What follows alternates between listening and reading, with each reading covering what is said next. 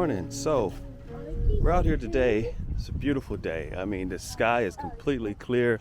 It's a beautiful day. And we're out here, and today we're just going to check on the sheep. Figure it's time to give them a good look over and make sure they're okay.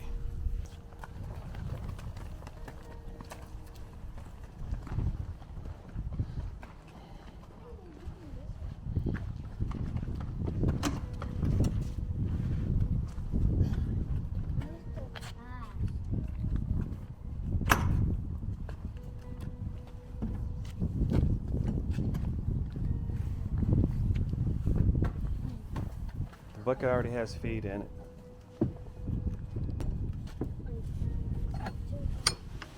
Watch your step.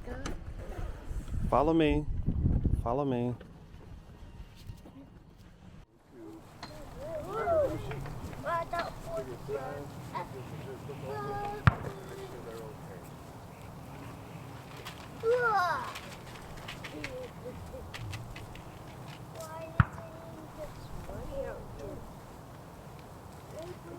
So it's winter time. All of the ewes are in a different paddock.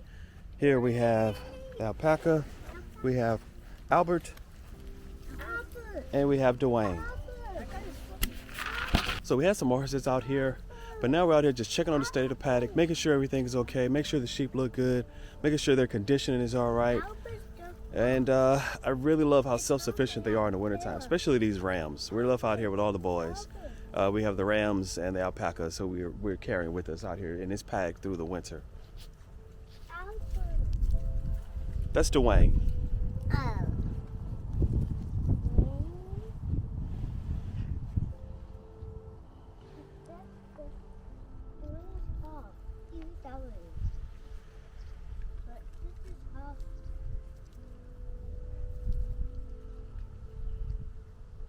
So like I said, the ground's a little chopped up. We had two horses out here for a little while with the sheep, but the sheep are looking good. Dwayne is super fluffy. He's just one big pillow sheep. Albert's looking really good too.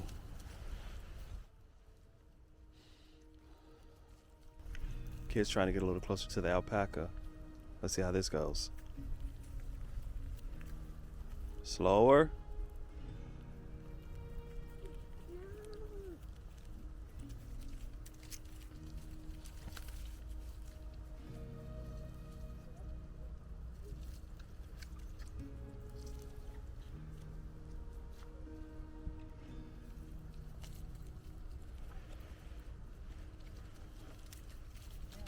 Okay, let him eat in peace. Step back. Step back, Matthew. Bring the bucket to me. Let's put a little bit in your hands. Who wants some? Who wants to feed him out of their hand? Me. Okay. Let's see how it works. Put your hand together. Put your fingers together. Hold it together. Hold them together and just be still, Braden. Put your hands lower so the sheep can. Now approach the alpaca really quietly. Just Braden by yourself. Keep your hands out in front of you. Move slowly.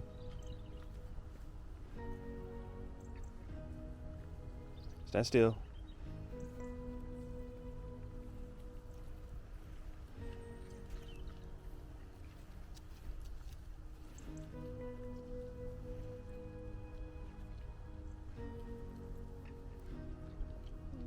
Nope.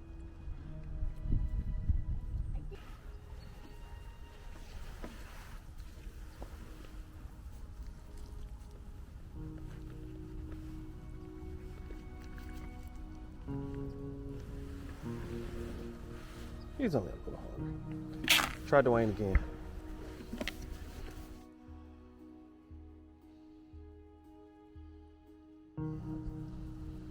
I think they've had all they want for now. That's good. So now let's walk around the edge of the paddock just to make sure there are no breaks in the fence. Although I'm fairly new to sheep, I'm very comfortable with ruminants in general. Grew up on a cattle farm. Ran a cattle farm on my own for several years, and some of the basics are the same. You have to make sure that your fence lines remain secure. and that there are no breaks in your fence. You have to check the quality of your grass. You have to check the animals, make sure that their movement looks good. So there's a myriad of things that you have to watch out for when you're dealing with things like sheep and cattle, horses, any type of livestock, although you wouldn't call a horse livestock. But there are some commonalities amongst all of them. And so what we're doing right now is we're just going to walk the fence line in this paddock just to make sure that the fence is okay and that we're keeping a good eye. All right, we'll have a small break here. Okay, yeah, so I'll get a hammer out here, and this board's split. Yeah, it's split, so we'll get that replaced. All right, we'll replace that. Let's keep walking the fence line.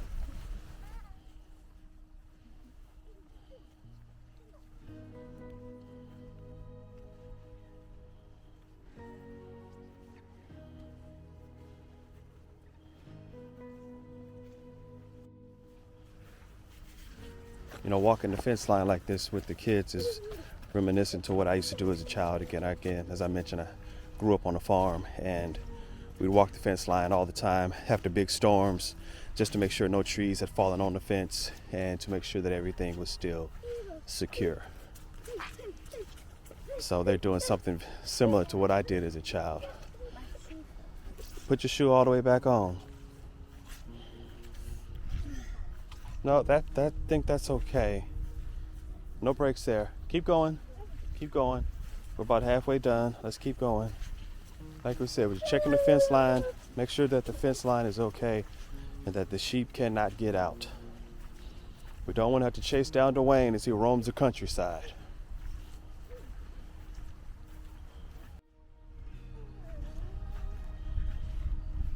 Ah, don't. Leave it in the bucket. So you see how far we can see? Look at that. So we have the wind turbines, the windmills here, and then you can see the rolling hills, and you can see the towns. See the towns over there in the distance? Yeah. At night, out of Breen and Matthew's window, they can see the cities. Yeah, you can see the cities. This is the English countryside. Let's continue on. Let's continue to walk the fence.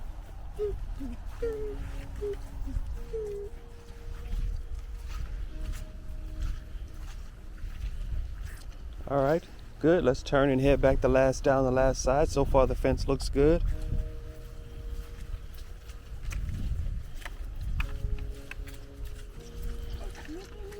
Yeah, it's pretty muddy. It is pretty muddy, but it's okay. You can't just stop checking fence just because it's winter time though, and the conditions are not the best. You still have to check your fence year round. That's a muck pile. That is a muck pile. So all of the horse manure that from when the horses was here is stored there. What's going to happen to this pile over time? How's it going to break down? By the worms. By the worms? Yeah. Worms, beetles, dung beetles. I'm not sure if they have dung beetles in this country. If there are dung beetles in the UK, drop that in the comments, let me know, and I'll tell the kids. So, yeah, so by the worms, bacteria, fungi, over time they're going to break this down, and eventually this will turn into some really good compost. But right now, it's still just a pile of horse poop. Keep moving.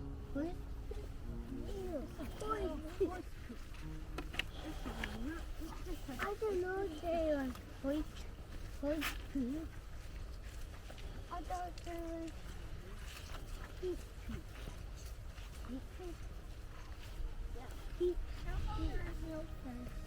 There is a fence there, and there's a very deep ditch behind this hedge. And you can see here, you can see where the sheep, you see this is actually wool, where the sheep rub up against the branches. See this? This is wool. This is the same stuff we use, Blakely, when we needle felt. You could actually collect this and needle felt with it. That would work perfectly fine. To make clothes. Yep, you can use wool to make clothes. But the sheep rub up against this, probably scratching their heads, scratching their backs, and the wool kind of gets pull it off here. And you can see this is their little favorite area to do that. You have the wool here. You want to use it? Okay, you can use it in your needle filter. We'll take it home, take it in the house, we'll get a brush, and we'll brush it out to get the trash out of it, and then you can use it. Pick up a couple other pieces you want, put them in your pocket. We can use that in some of your needle filtering projects.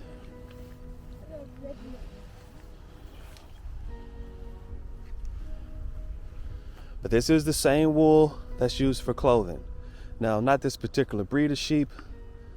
These are meat sheep. These sheep that we have here are the breeds that you use to make food, lamb chops.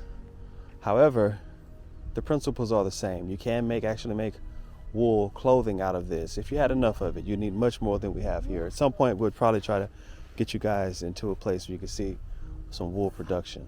All right, give it all to Blakely, and let's move on. Continue to walk the fence line. Make sure everything is secure.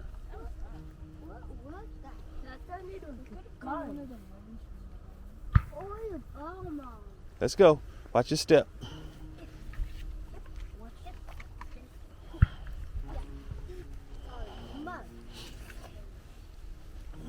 Yep, it's muddy.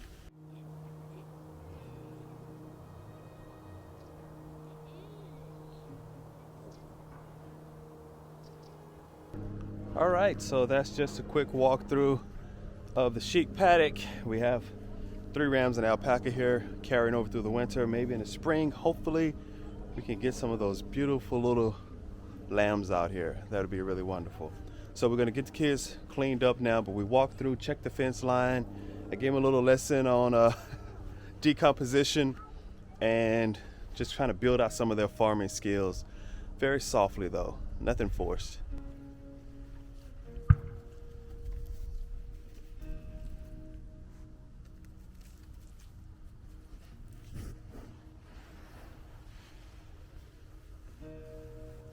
So until the next time, guys, me and the sheep and alpaca, we'll see you later.